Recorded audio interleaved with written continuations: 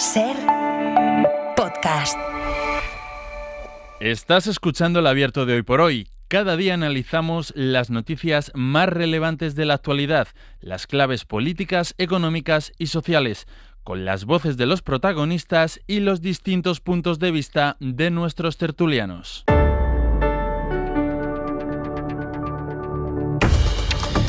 Y esta mañana sumamos la voz de Carmen Lumbierres, es profesora de Ciencias Políticas y nos escucha y acompaña desde Radio Zaragoza. Hola Carmen, buenos días. Hola, buenos días Pedro. Bienvenida. Aquí de nuevo. Aquí de nuevo, sí. Disfrutando del beatífico clima de la ribera del Ebro que tú bien conoces. Que bien conozco. Sí, 42 grados. En Tudela están pasando una racha fantástica. Baja, esa también bonita, sí. Sospecho que en Zaragoza no estáis. No vamos muy lejos, no estáis mucho mejor. Eduardo Madina, Eduardo, buenos días. Hola Pedro, buenos días. ¿Qué tal? Muy buenas. Y José María Lasalle. José María, bienvenido. Hola, buenos días. Nos decía el compañero de vídeo, decía, ponte aquí al lado porque en fin, para la toma de la cámara y tal. Además, veo que os lleváis bien. Y la conclusión es, bueno, creo que sí, salvo que discutamos este verano. Y entonces José María me ha dicho, pues o discutes hoy o ya no vas a tener oportunidad porque luego te vas a dar clase y luego a vacaciones y demás. No vayamos a discutir hoy. Por favor, nunca lo hemos hecho. No, por eso. Bueno, pues hablemos de Donald Trump, que a ese sí que le gusta discutir. No pierde ocasión, no pierde oportunidad. Va a ser el primero de los argumentos de esta tertulia. Trump en cada uno de los prismas posibles de los que ha dejado la cumbre de la OTAN. Pero vamos a empezar fijándonos en España porque es una de las novedades de la noche. Luego hablaremos de Irán. José María decía antes, a las 8 menos 10, aquí lo relevante es lo que está pasando de nuevo en el estrecho de Hormuz y en los ataques cruzados entre Estados Unidos e Irán. Pero respecto a nosotros, hay novedades de la noche. Era difícil, bueno, a lo mejor no era difícil anticipar ayer por la mañana, después de escuchar la forma en la que Trump habló de España, que todo iba a terminar como terminó cuando se subía al Air Force One, al avión que le llevaba de vuelta desde Ankara a Estados Unidos. Pablo Mora, muy buenos días. Hola Pedro, buenos días de nuevo. Jefe de Internacional de la SER. Bueno, primero nos llamó de todo. Nos llamó hostiles, socio terrible, cosa perdida, malas personas, el demonio con orejas, en fin. Dijo que iba a cortar el comercio con España. Por la tarde, después de la reunión plenaria de los jefes de gobierno, el tono de Trump le volvieron a preguntar por España, pero bueno, no entró en esas amenazas tan directas. Pero por la noche ha acabado diciendo que España se ha redimido, ha anunciado un pago importante, que no tenemos más datos de qué es, y dice que España ha sido muy amable, Pablo. Hay que decir que es una lógica y un patrón que en cierta forma se repitió ayer en general con la OTAN en su conjunto, ¿no? Contra la que llegó arremetiendo y se fue deslumbrado por el ambiente de unidad e incluso de amor, dijo en la cumbre. Y con España, pues la secuencia es, como decías, esa que apuntabas. Por la mañana, antes de la reunión de la OTAN, la arremetida contra nuestro país por el gasto en defensa y por no apoyar la guerra en Irán. Spain is a wasted cause. We don't want to do any trade business with Spain anymore, by the way. I'd like you to cut it off. España es una causa perdida. No queremos hacer más tratos comerciales con España. Me gustaría cortarlos. España es un terrible socio de la OTAN. No participan, no pagan. No quiero nada con España. Cortad las relaciones comerciales con España, por favor. No tenemos que comerciar con ellos. Veamos cómo de hostiles siguen siendo cuando llamen y supliquen. Por favor, queremos comerciar contigo. Hacen mucho dinero con nosotros. No quiero negocios con ellos. Un tono que suavizó, como decías, Pedro, en la rueda de prensa justo posterior a la cumbre y que ha terminado por cambiar esta noche en el camino de vuelta a Estados Unidos. Ha dicho que en Ankara, España se ha redimido por completo, que ha sido muy generosa. Y ha hablado de ese pago, de que ha cedido España a una solicitud de pago importante, dice Trump, sin aclarar más detalles. Como decías, Pedro, ahora mismo no sabemos si se refiere a un nuevo compromiso de pago, a algún otro que ya haya adquirido España en el pasado y del que se haya dado cuenta él ahora, o que sea simplemente una invención de Trump. El caso es que con ello ha cambiado, como escuchábamos su retórica, lo que no significa lo sabemos también, que no vuelva a las críticas en breve. Pero no te marches, porque algún medio de Estados Unidos sí que aporta alguna novedad sobre esa posible repercusión comercial. Digamos que lo que hizo ayer Donald Trump, como siempre, es enseñar que tiene un botón rojo, ¿no? Mira, tengo este botón rojo, y si lo aprieto, pues dejo de comprarte cosas. Bueno, hay alguna novedad que ahora quiero que me cuentes, pero está también el jefe de política de la SER aquí, Guillermo Lerma. Bueno, aquí no está, está en otro sitio, pero conectado con nosotros. Guillermo, buenos días. ¿Qué tal, Pedro? Buenos días. Claro, después de escuchar a Trump en el avión diciendo que España se ha redimido, España ha sido muy amable, España ha aceptado hacer un gran pago, hemos dicho, pues hay que llamar a la Moncloa a ver qué es esto del gran pago, a ver si efectivamente hay algo que nos hayamos perdido, si se lo está inventando, si son cosas de Trump. ¿Qué nos dicen, Guillermo? Pues lo que nos dicen es que no hay nuevos compromisos, no se atreven en el equipo del presidente a interpretar o a completar las palabras de Trump, pero entienden que a lo que se refiere el presidente de Estados Unidos es al esfuerzo que ha hecho nuestro país para cumplir con los compromisos suscritos con la Alianza, para llegar a ese 2%. La posición del Ejecutivo español la explicó ayer el presidente en esa rueda de prensa. Ahí Sánchez puso sobre la mesa la inversión que nuestro país ha hecho en defensa, destacando que es el tercer país de la OTAN que más ha aumentado esta inversión y que parte de los 35.000 millones, el 44% en concreto, va destinado a nuevo equipamiento. En cualquier caso, la estrategia de la Moncloa es quitar importancia a las declaraciones del presidente de Estados Unidos, a las que van en la dirección de halagar a España y también en la dirección de insultar a nuestro país o amenazarlo. Ayer, tras conocer las advertencias del mandatario estadounidense, también conocimos que el presidente de Estados Unidos había mantenido una charla informal con Pedro Sánchez. Fue una charla de unos minutos mientras esperaban a entrar a hacerse esa fotografía oficial, en la que, según Sánchez, hablaron de fútbol y donde no notó ninguna tirantez. Por tanto, bueno, pues ha sido una charla informal, coloquial, en la que en absoluto ha habido ningún tipo de tirantez, al contrario, todo ha sido buenas palabras y amabilidad. En segundo lugar, ¿cómo nos tomamos desde el Gobierno de España estas declaraciones que nos hemos enterado lógicamente a través de ustedes, ¿no? Bueno, pues con calma y con paciencia, ¿no? Calma y paciencia, Pedro, porque no es la primera vez que Trump amenaza o insulta y después elogia a nuestro país, así que la sensación que transmiten en la Moncloa es de cierta anestesia ante este nuevo impulso del inquilino de la Casa Blanca. Fíjate, no sé, yo a veces pienso, tú trabajas en el gabinete de la Moncloa, por ejemplo, y te escribe el periodista de la SER, oye, que esto que ha dicho Trump, y dices, pero ¿qué ha dicho Trump ahora? A las 7:30 de la mañana, además. ¿A qué tengo que responder? Pero ¿qué cambio de guión? ¿Cuál es el último cambio de guión? Bueno, todo puede evolucionar, ¿eh? Guillermo, si hay cualquier novedad ya nos cuentas. Vuelvo contigo, Pablo, porque sí, es verdad que hay medios de Estados Unidos que cuentan que hay funcionarios del gobierno de Estados Unidos que ya están haciendo una lista y poniendo ahí jamón. En fin, haciendo la lista de cosas que si Trump da la orden, pues dejarán de comprar, ¿no? Ese trabajo lo están haciendo, luego ya veremos qué hace Trump. Eso, cuenta Político. Este medio digital dice que el equipo del secretario de Tesoro de Estados Unidos, de Scott Bessent, al que Trump dio el mandato ayer directo de cortar las relaciones comerciales con España, pues Scott Bessent se lo ha tomado en serio y ya está trabajando con el Departamento de Comercio y con la Oficina del Representante Comercial allí en Estados Unidos en la elaboración de esa lista de productos españoles que pueden ser susceptibles de castigo para cuando Trump decida imponer algún tipo de embargo comercial a España. Eso es lo que dice este diario. Habla de un embargo incluso en los próximos días, según apunta la información de Político. Si esto ocurre, Pedro, Bruselas ya avisó ayer, ya dijo que actuará. Bueno, pues nada, sigamos. Bueno, queríamos escuchar al portavoz de la Comisión Europea asegurando eso, ¿no? Lanzando ese mensaje diciendo que la Unión protegerá los intereses de los países miembros. Ese es el mensaje que deja Bruselas, que llegó a preparar una lista de productos de Estados Unidos sujetos a posibles sanciones. También, si la guerra comercial escalaba, lo cierto es que si finalmente esa lista de productos españoles que está elaborando el Departamento de Tesoro de Estados Unidos es sujeta a a ese castigo, Pedro, a ese embargo del que habla Político, desde luego que pondría en riesgo el acuerdo comercial general que Estados Unidos ha cerrado con la Unión Europea. No te vayas muy lejos, Pablo, porque luego te voy a pedir que nos hagas recuento de las novedades en la guerra con Irán, que las ha habido, y que, digamos, en términos globales es lo más relevante de estas últimas horas. Ahora vuelvo contigo, Pablo. Aquí me quedo.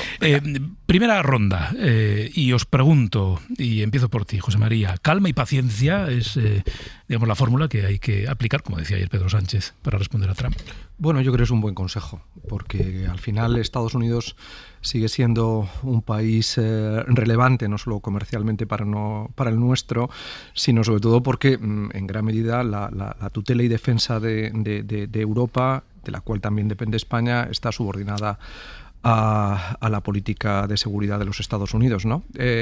Por lo tanto, me parece absolutamente razonable el consejo. Y yo creo que lo difícil es saber tratar al personaje, porque, en fin, más allá de la calma y la paciencia, la verdad es que está siempre expuesto a unos cambios de humor, a una verborrea muy compleja en términos políticos. Practica la búsqueda del desconcierto del adversario para, en un determinado momento, colocarle ante una situación inesperada, como la que ha padecido Meloni o como la que Zelensky al comienzo casi del mandato presidencial de Trump tuvo que soportar, es decir, situaciones realmente complejas que a un político le colocan ante una incertidumbre que, si no tienes una gran agilidad mental y sobre todo un alto sentido del concepto que tienes de ti mismo, ¿no? Pues resulta muy comprometedora, ¿no? Y él ahí se maneja con una capacidad de dominio sobre la imagen que le hace terrible, ¿no? Pero, en fin, es curioso que la imagen del presidente de los Estados Unidos esté tan desenfocada en las certidumbres, ¿no? Cuando el botón rojo lo tiene, que haya esas incertidumbres alrededor de la voluntad del presidente de los Estados Unidos no deja de ser inquietante y desconcertante, sí. Vale, Carmen y luego Eduardo.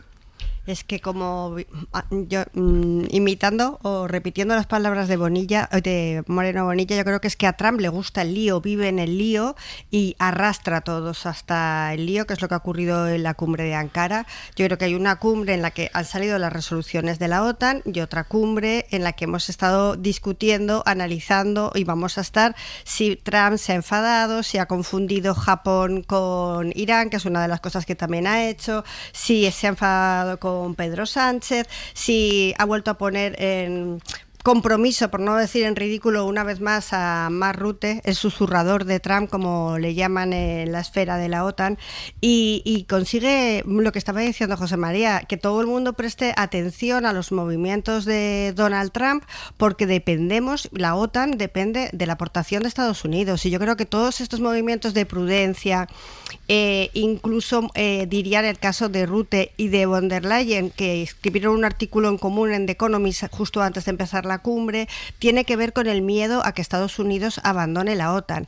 Incluso el giro de los líderes internacionales del que teníamos con Macron hace 5 años, en el que pedía que Europa fuera lo suficientemente fuerte como para suplir a Estados Unidos, hemos girado a vamos a portarnos lo suficientemente bien como para que Estados Unidos no se vaya de la OTAN, ¿no?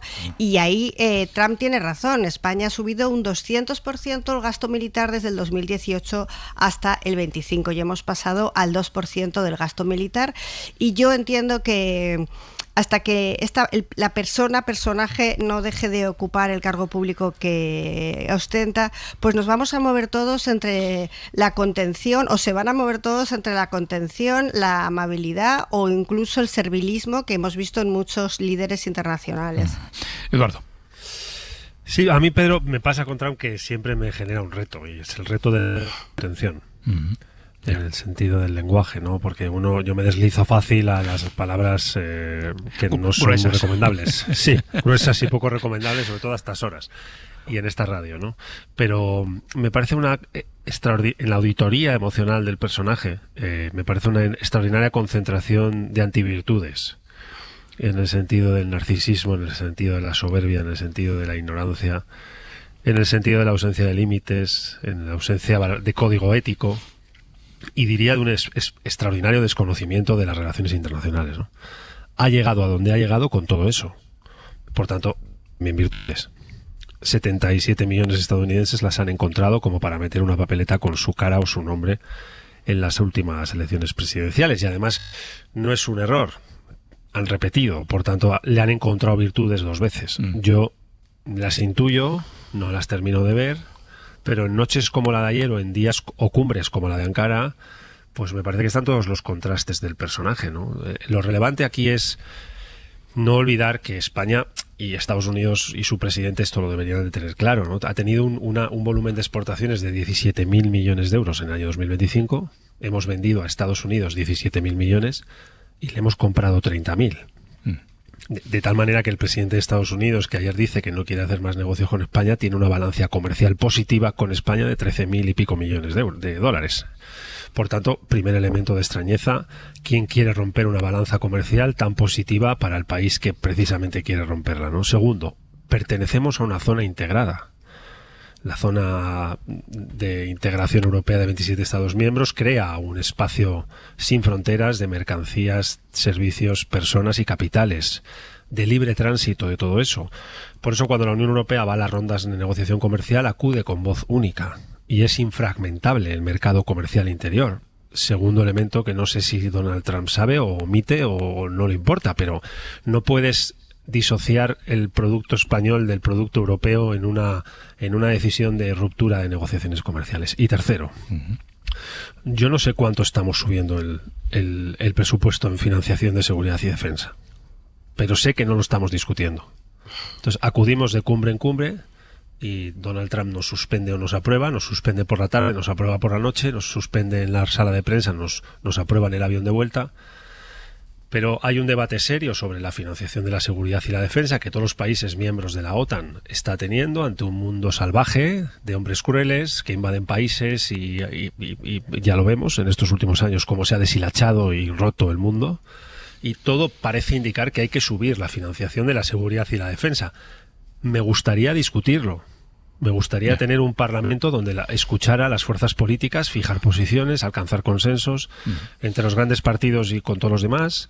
Los que gobiernan pueden gobernar, pueden volver a gobernar, partidos que nos representan en el parlamento y fijasen un criterio y nos dijeran, mire, este es el debate, esta es la cifra, esta es la razón y esta es la senda.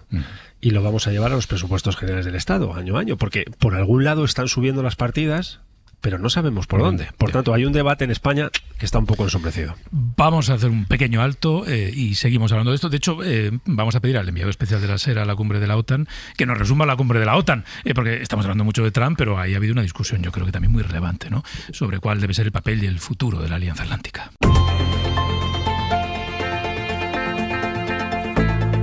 El Abierto. SER Podcast. Con Eduardo Madina, José María Lasalle y Carmen Lumbierres esta mañana vamos a saludar a Enrique García Pozo, que ha sido el enviado especial de la SER a la cumbre de la OTAN en Ankara. Hola, Enrique, buenos días. ¿Qué tal, Pedro? Buenos días. Hagamos balance de la cumbre, que ha servido, entre otras cosas, para que se establezca este compromiso de aumentar el gasto en defensa por parte de los aliados. Muchos oyentes dirán, pero otra vez el mismo compromiso. Bueno, es que están en esto, esta es la discusión, lo decía antes Eduardo Madina, este es el punto más importante. Y a partir de aquí, bueno, se van despejando otras dudas, por ejemplo, la de la permanencia o no de Estados Unidos en la alianza, el compromiso, su implicación, el compromiso de la OTAN con Ucrania, en fin, dándonos el resumen. Sí, una cumbre en la que los aliados han conseguido que Donald Trump no queme todos los puentes, o al menos de momento, o al menos no todos, ¿no? Porque los vaivenes de las últimas horas y que estamos contando ya prácticamente invalidan parte de la crónica de la cumbre, al menos en lo que se refiere a España. Una reunión que comenzaba con Donald Trump cargando duramente contra los aliados europeos y que terminaba con una idea absolutamente diferente. Decía Trump a la salida que en esa cumbre y en esa reunión ha reinado el amor y la unidad entre los socios. If you could have seen the respect and the love in the room, and it's love really for the country, for our country. I don't want to say me because you'll say, oh, he's so conceited. Hablaba de una sala, decía, llena de amor, en la que los aliados le trasladaban lo mucho que le querían. Una sala en la que el mismo Donald Trump, que lanzaba amenazas sobre Groenlandia a su llegada, ni siquiera abordó este tema, según fuentes presentes, ni atizó a los aliados. todo lo contrario. Como él mismo explicó a la salida, fue una reunión magnífica.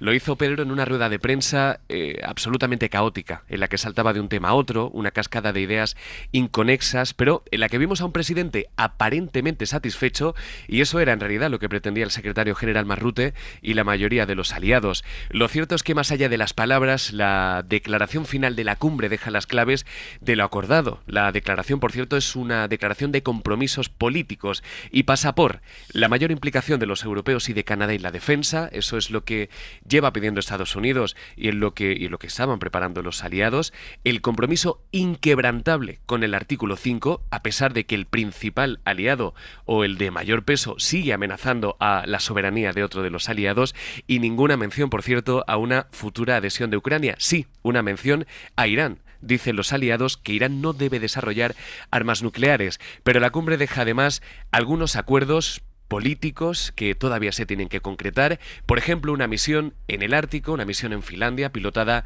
por los europeos, en la que participará España y de la que tendremos más detalles en septiembre, o 50.000 millones de dólares en inversión en inversiones en material militar, con lo cual más inversión, más dinero en defensa, nuevas misiones y la mayoría de líderes conteniendo la respiración, aunque ya digo que lo que estamos escuchando, leyendo en las últimas horas, prácticamente invalidan o ponen en duda parte de la crónica que escribíamos anoche de esta cumbre. Gracias, Enrique, hasta luego. A vosotros. Claro, pues que esta es otra clave, las certezas que no tenemos porque uno no sabe. Bueno, hay una certeza, sí, y Carmen, y retomo el argumento anterior de Eduardo, que es que la discusión global habla de gastar más en políticas de defensa y seguridad, ¿no? Y que eso también nos implica y nos impele a nosotros como país. Luego el debate es más o menos político, es más o menos público, es más o menos transparente, es más o menos claro, pero el debate está ahí, Carmen. El debate está ahí y yo, estando de acuerdo con el fondo de lo que estaba diciendo Eduardo, que creo que la debilidad viene de que no tenemos presupuestos generales del Estado desde el 2023, discrepo con él en que el debate sí se ha llevado al Congreso de los Diputados, por lo menos en dos ocasiones. Una en el 2022, cuando la subida al 2% del gasto militar por la invasión de Rusia en Ucrania, y otra vez, y la última vez, en el 2025, en un debate muy complicado porque la situación política española es extremadamente complicada y el bibloquismo hace que sea imposible alcanzar ningún acuerdo, ninguna política de Estado, como yo también creo que sería deseable, desde luego en política exterior y en política de defensa. Y en ese último debate del 2025, el Partido Popular, que por un lado se supone que apoyaba, igual que los conservadores europeos, la subida del gasto militar, tampoco sabemos en cuánto cuantificada, y por otro lado se intenta desembarazar de Trump. Es una situación también incómoda que el Partido Popular tampoco gestiona muy bien, y luego el Partido Socialista y el Gobierno cuenta con unos socios que son abiertamente contrarios a la subida del gasto militar. Y entonces, como en España cualquier asunto se trabaja en política interna y sobre todo en el bloque opuesto en cómo derribar el gobierno de Pedro Sánchez, es muy difícil encontrar acuerdos de ninguna manera, porque seguimos 4 años después casi de la convocatoria electoral, 3 años y medio, en una política de confrontación de todos contra todos y no en una política de colaboración. Y además el PSOE ha perdido aliados durante el camino, ¿no? Desde que empezó la legislatura ahora, con Podemos, que es absolutamente negado a una subida militar, con Sumar, con Esquerra Republicana. Es que la situación de representación de los partidos es muy complicada y la del gobierno evidentemente también. José María. Sí, lo que pasa es que yo estoy muy de acuerdo con lo que plantea Eduardo, porque al final efectivamente se nos está sesgando un debate de profundidad, sí. Porque una política de seguridad requiere muchos años de proyección y de proyección presupuestaria, porque implica no solamente tocar directamente el gasto vinculado a la compra de material militar, implica vincular al sector de la investigación, al sector de la movilidad, de la logística. Es decir, hay muchísimos factores que están incidiendo en una política de defensa, y la falta de presupuestos hace que una parte fundamental del incremento del gasto esté basándose, por un lado, en la inejecución presupuestaria que siempre se da y que permite ir sacando dinero de las partidas que no acaban de completarse y que, excepcionando la ley de presupuestos, nos llevan, por acuerdos dentro del Consejo de Ministros, a ir incrementando el gasto, pero sin la transparencia, el control, la identificación correcta de los proyectos que en una política de defensa soportada contra un presupuesto harían razonable, sobre todo en el contexto global en el que nos movemos. Por lo tanto, no puedo estar más de acuerdo con Eduardo y muy atinado a la hora de sacar el debate, ¿no? Bueno, vamos a hacer el alto que tenemos que hacer cada día a esta hora. A la vuelta actualizamos todo, le vamos a pedir a Pablo sí que nos sitúe en los últimos acontecimientos en la guerra de Irán, aportamos alguna reflexión más, le debo un turno de palabra a Eduardo Madina y después hablamos de cosas pues mucho más predecibles. El juez peinado, por ejemplo. Seguimos en Hoy por Hoy.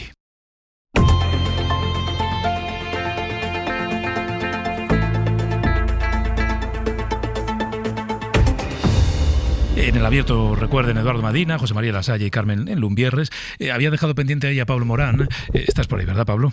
Aquí estoy, Pedro. Porque esta ha sido otra noche de ataques de Estados Unidos a objetivos en Irán, la segunda noche, y los ataques más intensos, además, de las últimas semanas. A su vez, Irán asegura que ha atacado bases estadounidenses en Kuwait o en Bahrein y insiste en que va a seguir respondiendo a todas las ofensivas. En fin, estamos otra vez en este ciclo de la guerra. Exacto, y estamos viviendo, Pedro, como indicabas, el segundo día consecutivo de ataques cruzados en una escalada que demuestra que el acuerdo firmado hace solo 3 semanas por el propio Trump ni garantizaba la paz ni resolvía los asuntos centrales que motivaron la guerra. Era solo una declaración que dejaba todo en el aire. Trump lo dio ayer, de hecho, por terminado ese acuerdo, aunque dijo que aceptaba que las negociaciones con Irán continuaran. Es decir, que está cansado de esperar resultados que no llegan y dejó claro su hartazgo con el régimen iraní. Están chiflados, son escoria, es gente enferma y violenta, dice Trump ante esa falta de avances en la negociación que quería resolver en 60 días asuntos que se han negociado durante años. Lo cierto es que Trump, Pedro, tiene pocas salidas para salir de este callejón, nunca las ha tenido. El apoyo en Estados Unidos para mantener la guerra, para retomar la guerra a gran escala, es muy limitado y costoso en términos de gasto y también electorales. A solo 4 meses de las elecciones de medio mandato, negociar no parece que vaya a dar resultados a corto plazo, como estamos diciendo. Irán, también lo estamos viendo, tiene capacidad para mantener el pulso con más ataques como los que está lanzando esta mañana contra bases norteamericanas en la región y sobre todo tiene su principal arma, el control del tráfico marítimo en Hormuz. Gracias, Pablo. Hasta luego. Hasta luego. Bueno, Eduardo, voy contigo, que te debía un turno. Este es uno de los elementos, o ahora mismo quizá, el elemento que más incertidumbre introduce en el ámbito global, porque, bueno, todos hemos aprendido a la fuerza la importancia, por ejemplo, del estrecho de Hormuz, ¿no? Esta falta de certidumbres, que la guerra se retome, que vuelvan los ataques, que vuelvan a caer las bolsas, que vuelva a subir el petróleo, es decir, que se alimente de nuevo la inestabilidad, bueno, merece por lo menos estar atentos, no sé si volver a estar preocupados de nuevo y aportar algo de reflexión, Eduardo. Sí, yo creo que aquí hay un gran reflejo de personalidad del artista que ha creado esta obra, que es Donald Trump. Mezclado con quizá uno de esos pocos casos, un expresidente del gobierno español lo dice muy bien, ¿no? Dice, este es el típico caso en el que no es el perro el que muerde la cola, sino la cola el que mueve el perro. Uh-huh. Es Israel moviendo a Estados Unidos en la lógica de una búsqueda de una hegemonía en la región de Oriente Medio que no termina de perfilarse contra un enemigo que no puede perder, que es Irán.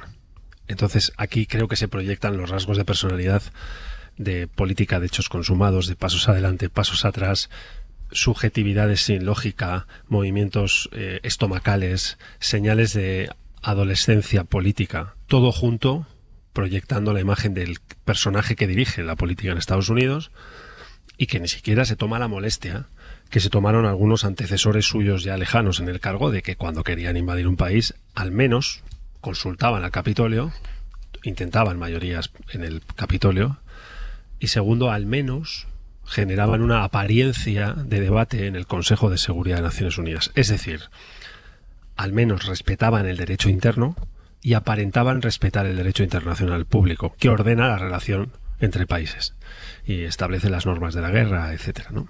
Aquí no hay nada de eso, por tanto, el escenario de la guerra de Irán, que no tiene precedente, es el de un presidente que cree que puede quitar a un presidente desde Estados Unidos a Irán, y después desarticular el régimen a la medida de lo que ha hecho en Venezuela, que es inaceptable lo que hizo en Venezuela, y que puede cerrar pronto un acuerdo con un régimen que se rendirá. No se van a rendir. Y la lógica de esta crisis inferida por el propio presidente Donald Trump, a inspiración del presidente Netanyahu de Israel, pues es la de una guerra que no puede terminar porque Irán no puede perder y Estados Unidos no puede ganar. ¿Habrá un punto de equilibrio en algún momento en un acuerdo de paz que libere el tránsito energético en el estrecho de Hormuz, ahorre vidas humanas, estabilice la región? Ojalá. Pero me temo que vamos a estar en este vaivén durante más tiempo del que nos gustaría. Claro. Fíjate, cuando dices, ¿habrá algún acuerdo que permita reabrir el estrecho de Hormuz? Hace unas semanas Trump anunciaba la reapertura, la gran reapertura, ¿no? Sí, pero fíjate, pues, tan endeble. Y es verdad, y lo decía antes Pablo, un elemento que está siendo fundamental es que Irán resiste. Sí, a su manera, ¿no? Pero claro, resiste. Ese es el gran problema. Es decir, lo que Estados Unidos está reflejando es su impotencia militar. Es decir, intentó en una semana colapsar y tumbar al régimen de los ayatolás con la fuerte oposición interna que tiene, y sin embargo al día de hoy vemos cómo Estados Unidos es incapaz de garantizar el tránsito en el estrecho de Hormuz y vencer a un enemigo que se revuelve constantemente y que le muestra los dientes en cuanto tiene oportunidad, ¿no? Y lo decía Eduardo, es decir, Irán no puede perder esta guerra y Estados Unidos no puede ganarla. Tuvo su ventana de oportunidad, desplegó todo su poder tecnológico de manera abrupta, rápida y abusiva en una semana y no noqueó a Irán. Y esto debería hacernos ver que las grandes superpotencias del siglo XX, Rusia con Ucrania y Estados Unidos con Irán, están poniendo en evidencia que su superioridad militar ya no es la que fue, ¿no? Y este es un dato a tener en cuenta dentro del conflicto global. Yo recomiendo una serie que a mí me ha enganchado de una manera fascinante. Está en Apple TV, pero es Teherán. Es una serie que me parece, además está guionizada por Daniel Sirkin, que me parece extraordinario, donde se refleja la mentalidad de los personajes a los que se enfrenta Donald Trump, y todos ellos, es decir, el mundo persa de la Guardia Revolucionaria, etcétera, denotan una inteligencia operativa, un conocimiento logístico del medio de enfrentamiento, en este caso al Mossad y a los israelíes, que es realmente fascinante, ¿no? Y bueno, refleja que Irán ha sido un imperio. Y lo sigue siendo de alguna manera. Y Estados Unidos o mejor dicho, Donald Trump y su equipo no son capaces de comprender que la complejidad del enemigo que buscaron no era tan fácil como la de la Venezuela de Maduro, ¿no? Carmen. Quizá porque como añadía Eduardo ahora cuando hablaba de, a mí me parece que es uno de los protagonistas fundamentales, que es Israel, Trump ha dejado también llevarse por los cantos de sirena de Netanyahu sobre cuál era realmente la situación en el estrecho y en la zona de conflicto, ¿no? Yo creo que el papel de Israel sigue siendo decisivo en por qué no se soluciona esta invasión, conflicto, llamémosle, cada uno que lo llame como quiera, porque en el futuro también de ese conflicto va el futuro político de Netanyahu, que es un futuro político muy complicado. Es verdad que Irán no puede perder la guerra, Trump no puede no puede dar la imagen de una rendición, porque es verdad que lo repetimos mucho, pero tiene las elecciones legislativas a muy pocos meses y tiene que seguir dando una imagen de jefe del mundo, aunque no lo sea, como bien estaba diciendo José María Lasalle, y Netanyahu tiene por delante ese futuro judicial entre azul oscuro casi negro, y por lo tanto yo creo que Trump ha entrado en este conflicto evidentemente por intereses económicos, pero también creo que mucho más influenciado por Israel de lo que ya fue Biden en su momento, porque no es que solo Trump tenga estas relaciones excelentes con el gobierno ultraortodoxo de Netanyahu, sino que esto ya viene de tiempo, y creo que ese es uno de los conflictos o uno de los puntos centrales, porque esa situación yo no le veo que sea capaz de desencallarse en ningún momento, y porque los aliados árabes también también de Irán, tampoco están por hacer frente realmente a esa otra suma de alianzas que supone apoyar a Estados Unidos. Bueno, vamos a hacer una cosa, alto en el camino. Y hablamos del juez Peinado. No sé si plantearlo así resulta sugerente o no. O da pavor. O atractivo, da pavor. Pero tenemos alguna novedad que ahora nos va a contar Pedro Jiménez, que desde el punto de vista judicial es relevante, que tiene que ver con la posición de la Fiscalía en el caso de Begoña Gómez, etcétera, etcétera. Y a partir de ahí un poquito de reflexión. Y luego un asunto al que ayer dedicamos atención y que creemos que tenemos que seguir haciéndolo porque socialmente es fundamental, que es el de las bajas laborales y el absentismo. Esta mezcla de conceptos y realidades que no son lo mismo, aunque en el discurso se mezclen, y que requieren, por ejemplo, escuchar las opiniones de los médicos de atención primaria. ¿Qué es lo que vamos a hacer hoy? Que ellos son, digamos, la primera barrera, la primera criba, el primer lugar, la primera ventanilla a la que acude alguien que puede acabar necesitando una baja. Seguimos en Hoy por Hoy. Tiempo del abierto con Eduardo Madina, José María Lasalle y Carmen Lumbierres. Pedro Jiménez, hola. ¿Qué tal? Buenos días. Otra vez. Decía antes que tenemos una novedad, dos novedades esta mañana, que tienen que ver con la instrucción del caso del juez Peinado contra Begoña Gómez. La primera de ellas, la primera novedad que aportamos a esta hora, es el escrito de la Fiscalía en el que pide que no se juzgue a Begoña Gómez en un juicio conjurado, ¿no? Que es lo que ha querido, lo que ha promovido el juez Peinado, por un motivo, digamos, tan de peso para pedir lo que pide la Fiscalía, como que no hay delito. Pedro.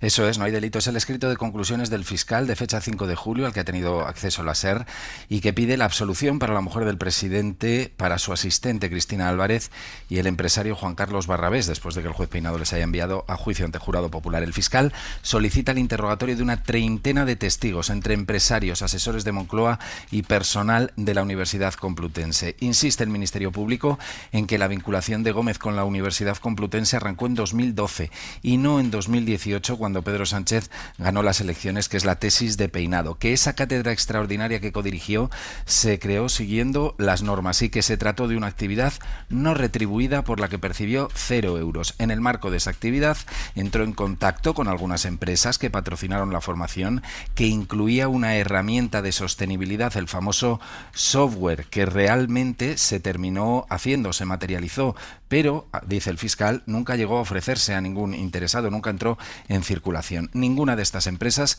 sostiene el escrito, pretendieron ni obtuvieron remuneración alguna por su participación en el proyecto docente, ni tampoco existe vinculación entre su actividad y la contratación en el sector público o privado. Ninguno de los tres acusados, concluye, obtuvo remuneración, beneficio directo o indirecto por su actividad y tampoco consta que la Universidad Complutense haya sufrido perjuicio patrimonial alguno.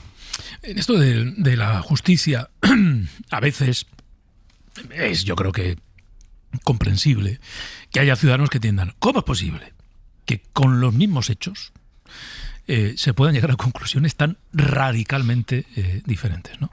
Que llevan, por un lado, al juez Peinado a decir hay delitos, hay que juzgar a Begoña Gómez, y a la Fiscalía a decir aquí no hay nada, pero no hay nada ni en el caso de Begoña ni en el caso de nadie, porque nadie ha conseguido beneficios, venta, actividad, etcétera, etcétera. Bueno, esta era la primera novedad. La segunda, que también tiene como protagonista la Fiscalía, lo leíamos a primera hora de la mañana en el diario El País, y es la posición de la Fiscalía respecto a la retirada de pasaporte que decidió el juez Peinado. Y en esa posición la Fiscalía es muy dura, lo voy a decir, ¿no?, en los términos que utiliza con el juez Peinado.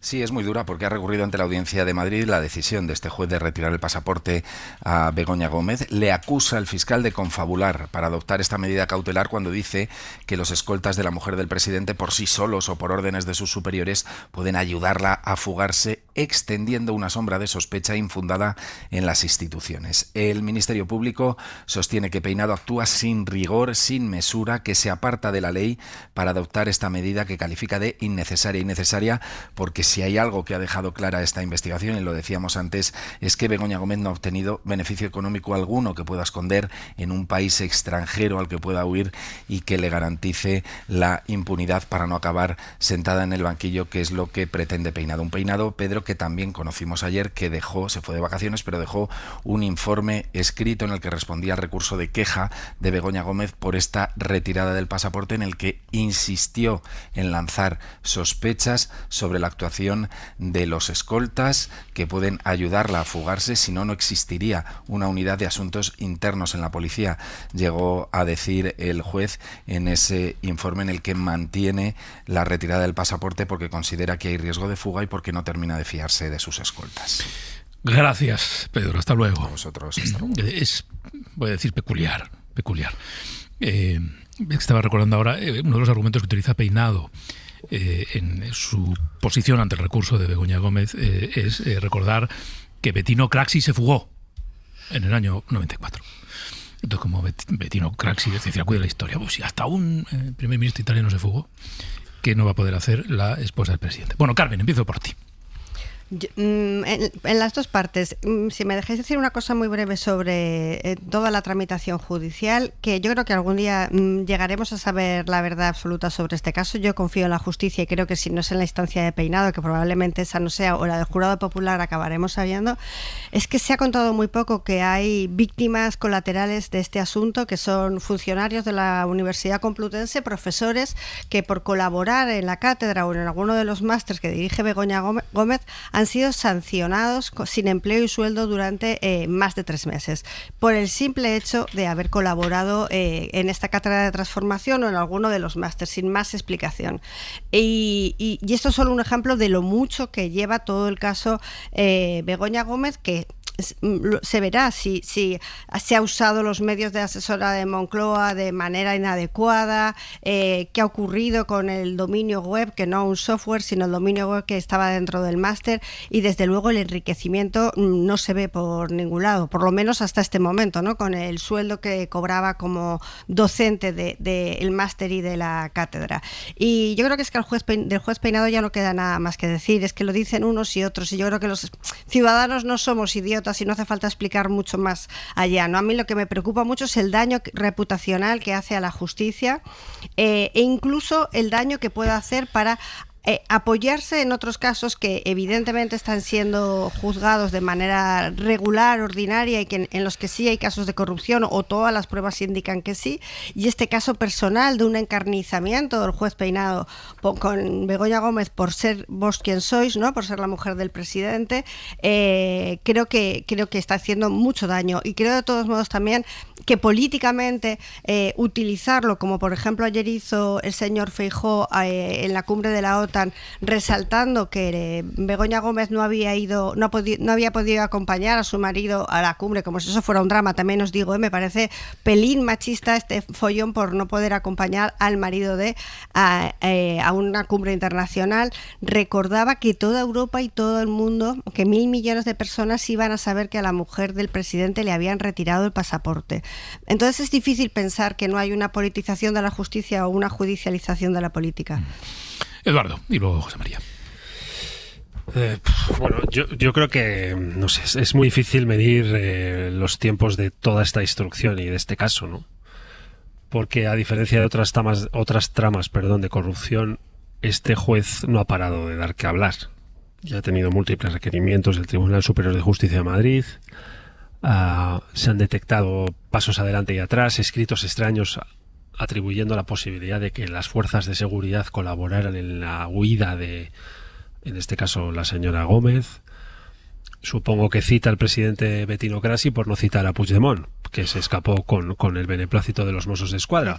Pero es todo bastante anómalo, ¿no? En cuanto a la Complutense, citaba Carmen a los profesores que es verdad son víctimas colaterales de este caso, pero no olvidemos que la Complutense se ha personado contra Begoña Gómez en esta causa y le reclama más de 110.000 euros por apropiación del software. La universidad está personada en esta causa. Cuando antes estaba acusada, sí. Sí, bueno, está personada. Ha pasado de acusada a personada. Está personada y le reclama más de 110.000 euros por la apropiación del software. Así que es un caso enredado, raro, ruidoso, que yo creo que cuando uno lo compara con los demás casos, pues es evidente que este da la sensación de estar tropezando continuamente en su propia instrucción. Vamos a ver cómo acaba. ¿Qué nos toca? Pues que ante una hipótesis de corrupción reivindicar la presunción de inocencia de la persona que está imputada y acusada, que en este caso es la señora Gómez. Y a mí me cuesta pasar de ahí, porque creo que hasta que no se resuelva del todo no vamos a saber qué hay aquí exactamente, aquí dentro, en el recorrido de una instrucción tan desafortunada y tan ruidosa, y en un caso que ya va para ya unos cuantos meses, ¿no? Así que sí, vamos a ver si avance, a ver si se resuelve. José María. Pues sí, pero por el camino ha dejado evidentemente un daño en la imagen que proyecta nuestra justicia que había que hacérselo ver, ¿no? Porque yo creo que lo que probablemente resulte de todo esto, que es un comportamiento inapropiado, atribuido a la mujer del presidente del gobierno, no tenía un recorrido judicial de estas características. Un recorrido que además se ha basado en una especie de retorcimiento instructor por parte del juez Peinado, que nos ha colocado ante algo, como comentaba Pedro al principio, que podría ser objeto en el ámbito de la filosofía del derecho de un ámbito que se llama los Critical Legal Studies, muy norteamericanos, donde introduces el cine, introduces la literatura, introduces la poesía, para tratar de desentrañar a veces la narrativa que la instrucción tiene en los procesos judiciales, ¿no? Y este es un caso paradigmático, la verdad, porque hay mucha literatura, y una literatura además muy retorcida desde un punto de vista estilístico, donde se busca probablemente el ensañamiento y la persecución más allá de la búsqueda real de la justicia, ¿no? Que, insisto, probablemente una cuestión asociada a un comportamiento ético inapropiado podría haberse resuelto de otra manera, pero se ha afeado en los tribunales y ha llevado a una situación donde tienes a una audiencia provincial comprometida en corregir a un juez de instrucción un día sí y otro también, lo cual es bastante lamentable. Sí. Vamos a parar un momentito y después hablamos de las bajas laborales y del absentismo y de la posición del PP y de la realidad en la que trabajan los médicos de atención primaria y del diagnóstico que hacen ellos y de exactamente qué es lo que está proponiendo el Partido Popular, que a esta hora sigue siendo difícil saber. Leía hoy una información del Mundo que dice, en la información se preguntan, ¿cuál es la fórmula del Partido Popular? Dice el Mundo. En declaraciones El Mundo, el vicesecretario de Economía del PP, Alberto Nadal, explica que cuando un trabajador está de baja y se le asegura el 100% del salario, se crean desincentivos que no son buenos, entre comillas. Y por lo tanto, lo que hay que hacer es, comillas, introducir la mayor flexibilidad posible en la negociación colectiva para que los incentivos sean adecuados. Cierra comillas. Dice, teniendo en cuenta que la justicia ha tumbado incentivos económicos individuales, la iniciativa del PP iría más en la línea de incentivos colectivos. Pero Nadal no especifica los detalles. Insiste en que tras escuchar a los sectores productivos, el PP ha concluido que están asfixiados y que hay que introducir elementos de flexibilidad. ¿Cuáles? Pues no sabemos. O no los tenemos claros todavía. O es que estamos intentando reconducir la crisis que nos abrió nuestro líder al decir lo que dijo, como lo dijo en esa reunión ante los empresarios vascos. Por lo tanto, exactamente qué es lo que está proponiendo el PP, ahora mismo no se sabe. Es un poco algo hay que hacer. ¿Qué hay que hacer? Pues no sé, se concretará en el futuro. En Galicia, ahora nos vamos a ir hasta allí, el gobierno gallego está intentando algunas fórmulas y con ciertas dificultades para gestionar las bajas, en este caso las bajas médicas. Pero ahora nos lo van a contar.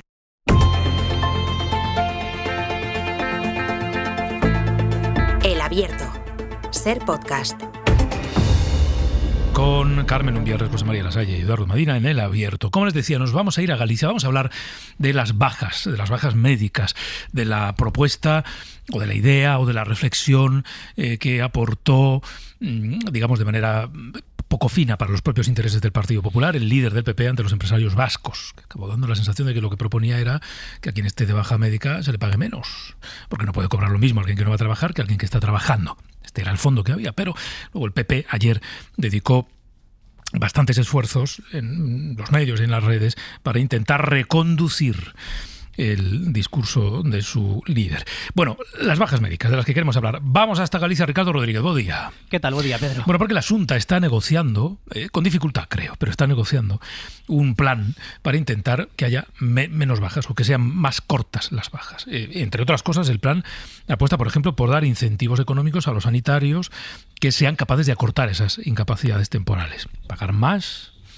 pagar mejor a los médicos que puedan acortar bajas. Y esto ha provocado que los sanitarios se hayan levantado con una propuesta que, salvo que me equivoque, Richie, ahora mismo solo defienden la Xunta y la patronal. Sí, Xunta y patronal se quedan solos, Pedro, pero a Rueda le da igual. El presidente de la Xunta ya ha dicho que no piensa rectificar un plan que empezó a esbozar en el debate sobre el estado de la autonomía el pasado mes de abril, en una Galicia con largas listas de espera a la sanidad, con protestas en la educación por recortes de profesorado o con quejas por tener las pensiones más bajas del Estado. El principal problema para el presidente de la Xunta es el absentismo laboral. Asegura Rueda que Galicia se sitúa entre las comunidades autónomas del Estado con más trabajadores de baja y es la comunidad autónoma con las bajas laborales de mayor duración. El plan de Rueda pasa, como decías, por pagar ese plus a los médicos que acorten la duración de esas bajas y por dar más poder a las mutuas, un mayor control. Isto non é nin poñer en dúbida ni moitísimo menos os profesionais da atención primaria, son un elemento fundamental na atención da saúde e simplemente intentar mellorar os tempos. Isto creo que vai en beneficio de todos, das empresas e tamén dos traballadores. Esto es lo que decía el presidente de la Xunta. El gobierno gallego pone el acento, Pedro, en las bajas por dolencias musculoesqueléticas y los cuadros de psiquiatría leve, como el estrés o la ansiedad. Dice el gobierno gallego que son los que tienen una mayor duración. Un plan que se ha encontrado con el rechazo rotundo de los sindicatos. Comisiones y CIGA se han descolgado del diálogo social. Dámonos conta de que o que se fixo aquí en Galicia foi, por chamarlo así, unha proba piloto para ver que alcance tiña dentro do noso territorio, que recorrido tiña e aceptación por parte dos empresarios, e como parece ser pois que está calando ese mensaxe, pois resulta que ahora queren facer un copia e pega no conxunto do Estado. Es Armando Iglesias de Comisiones Obreras que en las últimas horas nos decía aquí en la SER que Galicia se ha convertido en el laboratorio de pruebas para Alberto Núñez Feijóo. Cabreo también entre los colegios de médicos que advierten de los importantes riesgos éticos, clínicos y organizativos que supone premiar a los médicos que acorten la duración de las bajas. Jesús Sueiro es el portavoz de los médicos de atención primaria en Galicia. Poñer a foco na culpabilidade de un colectivo como son os médicos de familia, que non temos culpa dos atrancos do sistema, non? Porque cando damos unha baixa tampouco o facemos alegremente. Pese a este profundo rechazo, a este profundo malestar, la Xunta ha contratado ya a 18 inspectores para incrementar ese control sobre los médicos, entre críticas porque mientras sí se contrata a esos inspectores, sigue el déficit de médicos en servicios hospitalarios y en una atención primaria en Galicia que vive sus horas más bajas con una precariedad que provoca largas demoras, más de 20 días para poder ser atendido por un médico de cabecera, y esa, Pedro, es una de las causas de que se prolonguen las bajas, la demora a la hora de realizar pruebas determinantes sobre la enfermedad que sufre el paciente y que provocan que esas bajas puedan ser más largas. Gracias, Ricardo. Hasta luego. Quiero que saludemos a Lorenzo Armenteros del Olmo. Él es portavoz de la Sociedad Española de Médicos Generales y de Familia. Señor Armenteros del Olmo, muy buenos días. Hola, buenos días. No le quiero preguntar directamente por el plan de la Xunta de Galicia, que quizás no conozca, pero sí por el concepto que hay detrás, nos lo ha explicado nuestro compañero. ¿Usted cree que pagando incentivos a los médicos de familia se pueden acortar las bajas? No, yo creo que el problema... hay una situación que siempre que se habla de bajas, es recaer sobre los médicos de atención primaria una parte de la teórica culpabilidad de que esto exista y buscar elementos que promocionen cualquier actuación directamente y menos de tipo económica no va a resolver nada y va a sufrir lo que está sufriendo, un rechazo radical por parte de todo el colectivo médico. Siempre los médicos de primaria estamos en ese ojo del huracán cuando se habla de las bajas, y nuestro papel es un papel ético, profesional y de defensa del paciente, porque verdaderamente una baja laboral es una baja por una enfermedad, no es una baja generalmente, o sea, independientemente de que pueda existir alguna picaresca que es muy difícil de detectar, desde luego la baja es una protección, un derecho a la protección del trabajador en una situación de enfermedad ya compleja de por sí, en la que no se debe entrar en otras cuestiones como puede ser la reducción económica. Claro, porque hay, digamos, una doble dimensión. El número de bajas que están creciendo. Luego le pregunto por la casuística, ¿no? Que es lo que están ustedes detectando en sus consultas. El número es una cosa. La duración de las bajas es otra. Y entiendo, señor Armenteros del Olmo, que la duración de la baja no tiene que ver tanto con el criterio de un médico o una médica de atención primaria como con el estado actual del sistema sanitario en cada comunidad. El tiempo que se tarda en que te hagan una prueba. Por lo tanto, acabar teniendo un diagnóstico o un tratamiento. Influye en los dos aspectos. Influye en el aspecto inicial del diagnóstico, que puede necesitar un proceso para tener una confirmación, en el tratamiento que pueda llevar y desde luego en la evolución. Si nosotros tenemos una baja en la que se retrasan las pruebas diagnósticas, se retrasa la revisión por parte del hospital, se retrasa la rehabilitación o se retrasa el tratamiento quirúrgico, esto hace alargar. Entonces es un problema estructural del sistema sanitario, no en tanto en sí de la duración o de las bajas. Es un problema que abarca mucho más, de la misma manera que habría otro añadido, que son aquellos problemas laborales que surgen de los defectos del trabajo en determinadas situaciones que ocasionan tanto alteraciones orgánicas como alteraciones emocionales. Dos aspectos que se escapan de la gestión que pudiéramos decir que podemos tener nosotros de la baja. Somos el elemento más débil y el que estamos en comunicación con unos con otros intentando ayudar en lo que nosotros podemos para que eso se acorte, pero en la medida de beneficiar al paciente exclusivamente. Claro, es muy interesante esto que aporta el señor Armenteros del Olmo, porque en el fondo estos días que se está escuchando a representantes, a líderes empresariales decir hay que reducir, rebajar el número de bajas, cabría decirles también, oiga, pero es que un número, no sé qué porcentaje, pero un porcentaje relevante de esas bajas se producen por las condiciones en las que trabajan sus trabajadores. Exactamente, es lo que me refería. Si un trabajador tiene un disconfort, una alteración o una situación compleja en su trabajo, va a acabar alterándose emocionalmente y muchas veces tiene una consecuencia orgánica. No hablan, sino que en lo que podemos incluir también ciertas alteraciones de las condiciones laborales. Entonces, hay que hacer ese planteamiento. ¿Por qué en una determinada empresa hay un número alto de bajas? ¿Por qué en una situación concreta se producen un número determinado de bajas por un motivo concreto? Eso es una reflexión que tienen que hacer y es una reflexión que se tiene que hacer a un nivel posiblemente de normativa para que pueda llegarse. O sea, no se puede hablar de una forma simplista. Hay muchas bajas y hay que recortar el 20%. Es una frase que puede quedar bien desde la política, pero que tiene demasiadas implicaciones para hacerlo de esa forma tan simplista. Hablaba de la duración de las bajas, le pregunto ahora por el número de las bajas. Hay un hecho cierto, la estadística en esto no miente, y es que en los últimos años está aumentando el número de bajas temporales por enfermedad. Se mencionaba el caso de Galicia, bajas que tienen que ver pues, yo qué sé, con los músculos, con los huesos y también con procesos de ansiedad, procesos psicológicos. Esto se confirma, ¿no? Esto nos puede decir usted que efectivamente son los dos ámbitos. Es posiblemente en todo el estado. Son los dos grandes grupos. El grupo osteomuscular, que genera cualquier tipo de trauma o enfermedad que afecte a todo el terreno de osteomuscular, en el que sí, volviendo a mi respuesta inicial, interviene lo que serían las pruebas diagnósticas, por ejemplo, resonancias o las pruebas o los tratamientos posteriores, por ejemplo, rehabilitación.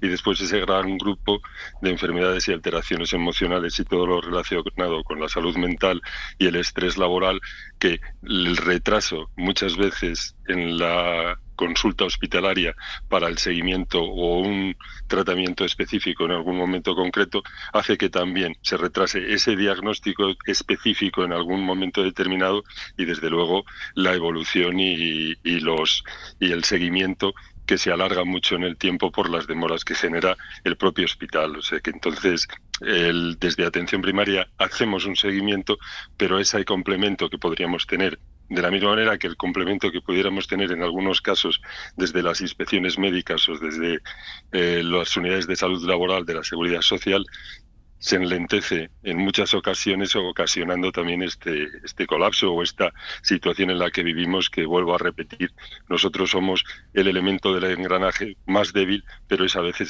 sobre el que caen muchas veces todas las críticas de lo que está ocurriendo, no siendo los culpables, desde luego. Pues Lorenzo Armenteros del Olmo, portavoz de la Sociedad Española de Médicos Generales y de Familia, gracias por habernos atendido esta mañana. Muchas gracias, buenos días. Gracias. En fin, Eduardo, voy a empezar por ti ahora. Aquí hay una dimensión médica, que es la que queríamos analizar esta mañana, porque, digamos, este asunto ha vuelto a los titulares desde una dimensión política, con la posición de Núñez Feijóo, que dijo lo que dijo ante los empresarios vascos, una parte de la representación de los empresarios vascos, y que el Partido Popular ha tenido que dedicar bastantes esfuerzos, no pocos, a intentar aclarar. Tampoco, yo lo decía antes y lo sostengo, es que no está claro qué es lo que plantea el Partido Popular o qué es lo que plantea Núñez Feijóo.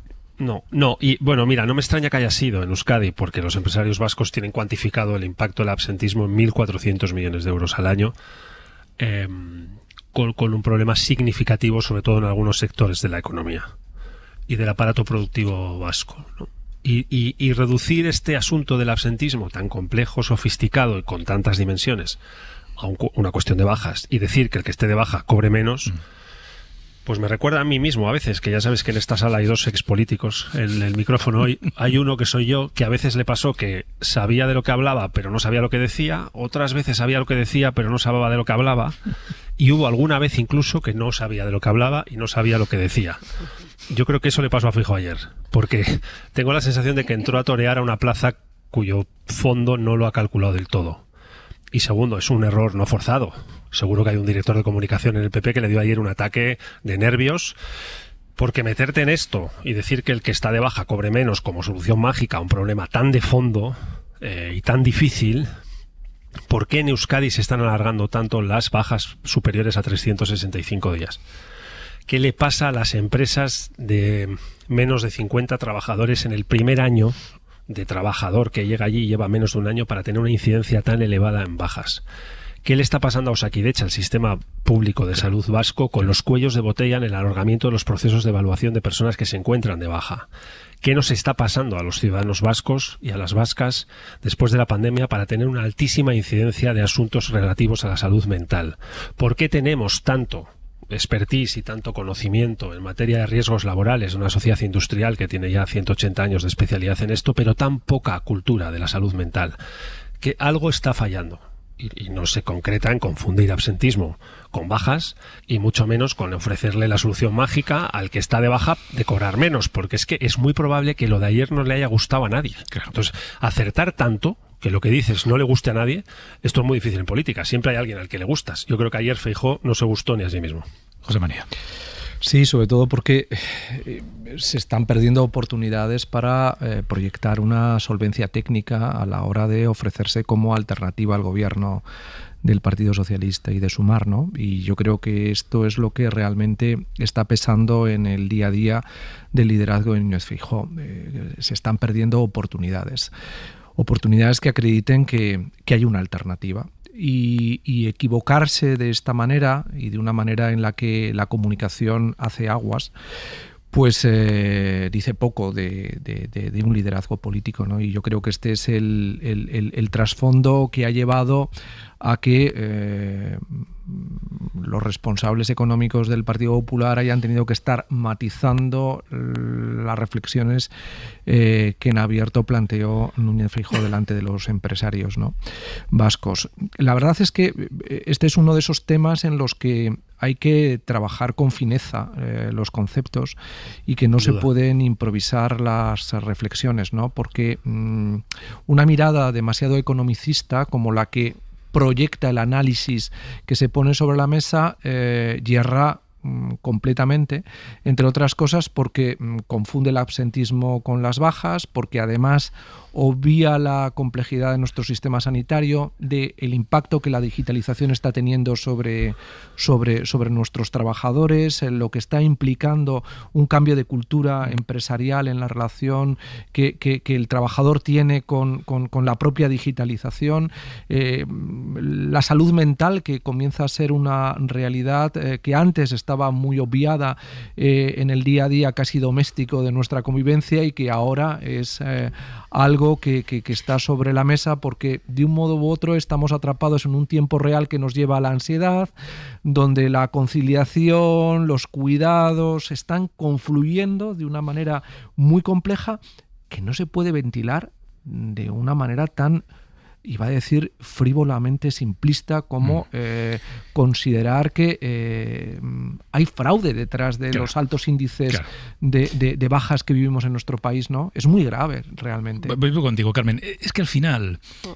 tú destilabas lo que decía el líder del PP de los empresarios vascos y daba la sensación de que reducía el problema del absentismo a que hay muchos jetas en este país, pero jetas es alucinante, ¿no? En una doble dimensión, ¿no? Claro. Jetas que van a trabajar sin estar enfermos y jetas que dan bajas médicas sin que esté muy justificado. Porque él pone un ejemplo que es que yo creo que lo pone como paradigma. Cuando yo estuve en el INSalud, dice, reduje el número de bajas porque había muchos médicos que daban bajas a sus compañeros médicos. Llega a decir, enfermeras que daban bajas a los médicos. Ahí estás introduciendo también ese factor de que también hay médicos jetas que dan bajas que no están justificadas. Es que yo creo que este es el problema. Y esto, a ver, yo que muchas veces me he visto acompañando a un líder político cuando interviene delante de un grupo de empresarios o de un colectivo determinado, alguien le coloca un mensaje. De verdad, aprovecha la oportunidad para decir esto. Porque es lo que están esperando. Claro, estás denotando una enorme ansiedad política también, ¿no? Estás muy expuesto a querer agradar. Sin duda. Y la pregunta es ¿por qué? Carmen. Pues yo creo que porque realmente, aparte de la equivocación que cometió evidente, yo creo que en el fondo el discurso es un discurso muy alineado con el que lleva la COE desde el 2023 y con más fuerza desde el 2025 Garamendi, que tuvimos el mayor momento dantesco, o por lo menos de burla extrema, cuando el presidente de la COE de Castilla-La Mancha dijo que los jóvenes ahora eran unos memos porque se cogían una baja laboral porque les dejaba la novia. Dentro del propio discurso, que realmente hay un problema con que hay demasiadas bajas, pero en lugar de plantearnos por qué hay demasiadas bajas, hay una orquesta armonizada en el que se escandaliza del número de bajas, entre el que también incluyo la Confederación Empresarial, y en el que en lugar de buscar todas las explicaciones que han dado mis compañeros y que ha dado el portavoz de atención primaria, lo único que se nos ocurre es, como decíais, buscar un chivo expiatorio, o bien en los trabajadores, que somos unos jetas, trabajadores que podemos ser autónomos y también por cuenta ajena, por recordárselo al señor Feijóo, que tampoco se acordaba muy bien de este concepto, o en los propios funcionarios, o en los empleados públicos. Y aquí me parece que el discurso es muy grave, porque en el fondo estás intentando restar prestigio a unos servicios públicos, a la defensa de una atención pública y de unos derechos públicos, e introduces además en la conversación el papel de las mutuas, igual que lo ha hecho la Confederación Empresarial, la COE, que una de las soluciones que da a este problema, que es multifactorial, no me voy a volver a repetir, de las colas de sanidad, de el cambio en el mercado de trabajo, esto lo estaba contando Eduardo, del síndrome del quemado, del envejecimiento de los trabajadores, de la feminización de los cuidados. Sí. Simplemente por aportar una reflexión que hila con algo que comentábamos antes a micrófono cerrado. ¿Cuántos trabajadores y trabajadoras habrá ahora mismo en este país que se estén enfrentando a situaciones de ansiedad personal porque temen que el sentido de su trabajo, que la utilidad de su trabajo va a quedar, por ejemplo, anulada por la inteligencia artificial? Sí, sin duda. ¿Cuántos? Ese es el debate. Miles de trabajadores en este país ahora están viviendo una situación de angustia porque no sabe qué va a ser de ellos. O porque ve que en su empresa al lado, a los compañeros de al lado les acaban de amortizar porque la IA está... Y ojo, y este es el gran debate, y no hay ningún discurso político por ninguna fuerza política que esté haciéndose eco del que va a ser el problema de los próximos 10 años. Pues espera, que ya abierto el gran debate cuando no tenemos tiempo para el gran debate. Yo también, anda, que soy hábil en estas cosas. El Abierto. Ser podcast. Foi arrancado das raízes.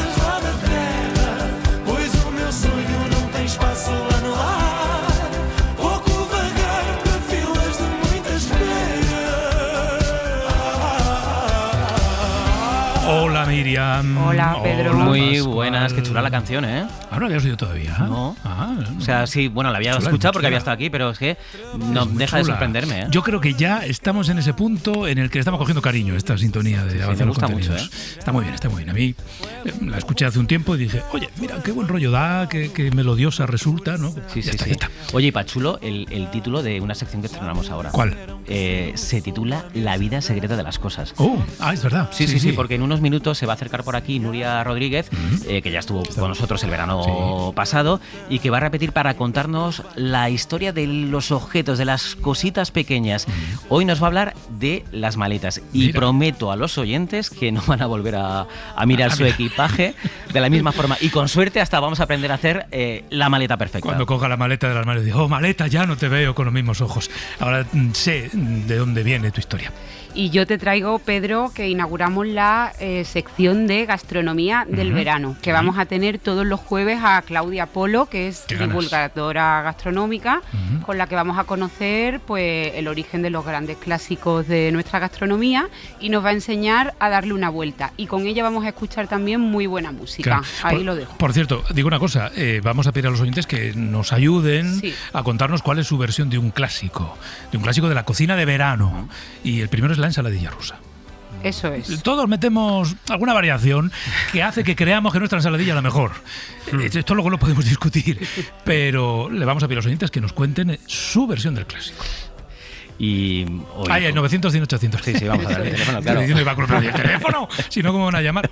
Es verdad, 900, 100, 800. Venga, yo me vengo con otra cosa. Como no queremos pasar un día de verano sin reírnos, vamos a montar un concurso. Venga. Además, se va a llamar Antes o Después. Las reglas están implícitas en el título, porque vamos a poner una canción y tú tienes que adivinar, o los compañeros que van a participar tienen que adivinar si la siguiente canción se publicó antes o después.